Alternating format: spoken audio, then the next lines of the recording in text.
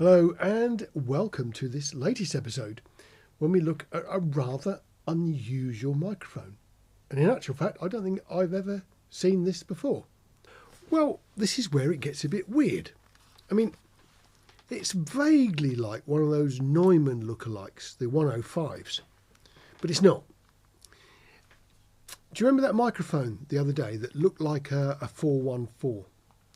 BF-105i was the name of the company who made it, and it looked like sort of 414-ish shape. It was actually quite nice, sounded really good, and wasn't that expensive, and was cardioid only. Well, after buying that, they suggested I might like to look at this one, and it's really good. Well, let's explain what it is first. So yeah, it does look like, you know, a Neumann to a degree. It's got the label that, like that previous one we looked at, it says BF-105i. So what we got is a handheld, looks vaguely like a Neumann. It does have a little red label on the end, but it doesn't say Neumann on it. And if I hold it up to the lights here, I can see through the basket. There's like the usual outside one. There's one of those micro mesh filters inside, I think. But something else a bit odd. What's inside here is a full 34mm diaphragm mounted that way inside. Now, we're used to seeing them in sort of the side fire microphones. That's where they normally are, isn't it? But they've actually rotated it through 90 degrees and placed it in a mount inside. Now, I can't show you inside because if I unscrew this, all we've got is a metal bottom inside there. There's no screws, nothing like that. I have no way at all of getting the end off. So although I can peer through the grill and I can see, when I rotate it like that, I can see the actual membrane of the capsule, I can't get in. It worries me a little bit because something like a handheld that you're going to put in front of your mouth and sort of the P's and the B's and all that sort of stuff, and certainly sibilance and moisture are going to land on the capsule, I guess. But I don't know if that's usable. Sure enough, you can put a foam windshield over it. I'm sure you could. But I have a feeling that what this actually is a microphone that you can use sort of in a stand clip.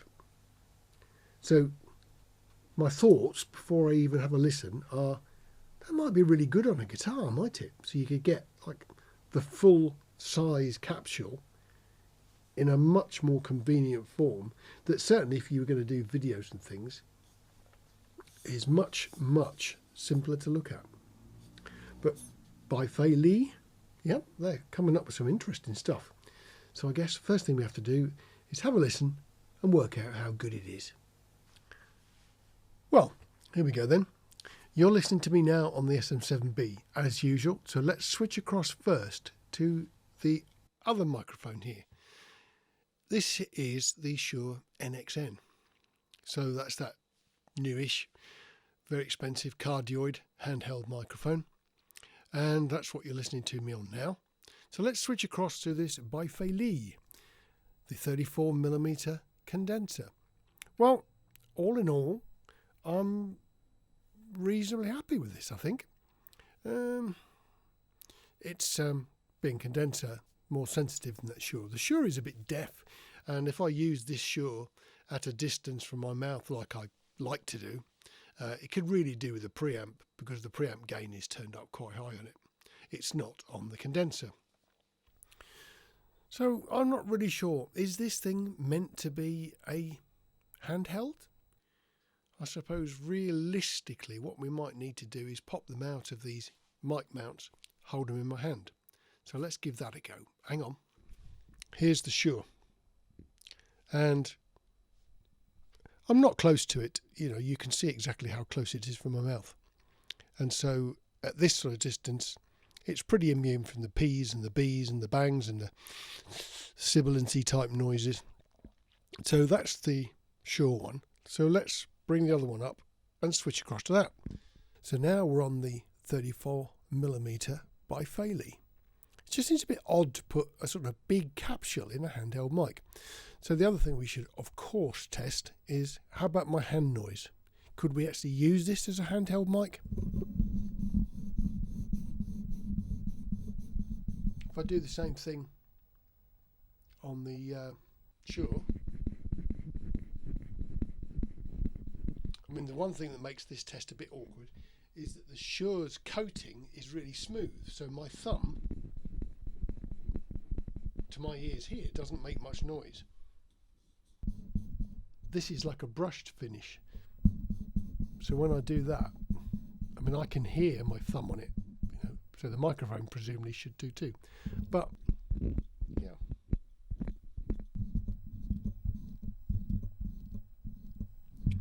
looking at the waveforms on the screen, it's a bit disturbing. So let me just adjust the gains down so I can put it right on my lips. I think that's going to not work with this one. So my lips are now touching the basket. So this is the Shure with my lips actually, my bottom lip is touching the metal basket on the end. So let's move across to the other one. So this is the BF-105i, and my lips are touching the basket on this one too. I don't know how usable it's going to be or not, but there appears to be some coloration as we expect, but it just worries me a little bit because when I peer through it, I can see that diaphragm. And when we see them on sort of normal studio mics, we get a bit paranoid about sort of things like spit and stuff like that. Well, if I can see it, it can see me. So I don't know. But maybe that's not its forte. So perhaps we should just give it a quick twang on a guitar, just so you can see the difference these two have. I mean, clearly, you know, if you're going to do studio type recordings on a guitar, there are different sorts of mics you use. You probably wouldn't want to use that Shure.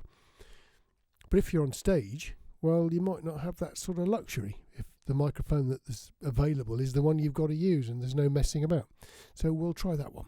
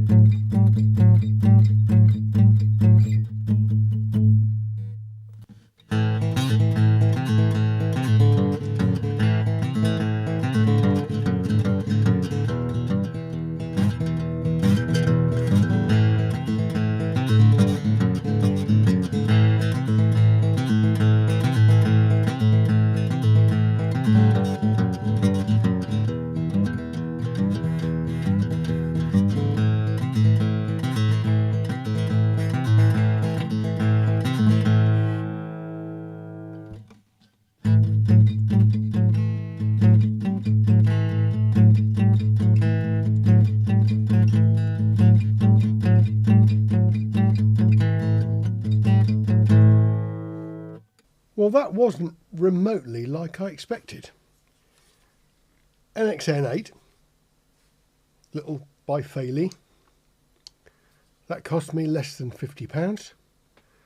That cost a lot of money. I like this better. Now, my sort of misgivings about being able to see the capsule seem to be, you know, not really worth worrying about because it actually performs quite nicely in the hand. The P's and the B's, whilst there are definite pops, they're actually not much worse than that Shure.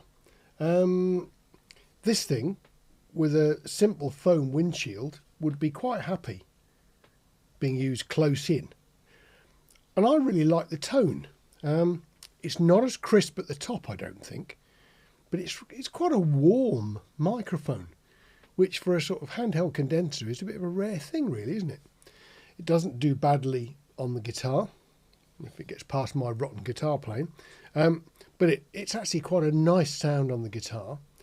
These things are okay, but I have to say, it's left me wondering. You know, this is the wonderful replacement for the SM series, isn't it? You know, so if you're into SM almost anything, these are being touted as sort of, you know, something wonderful.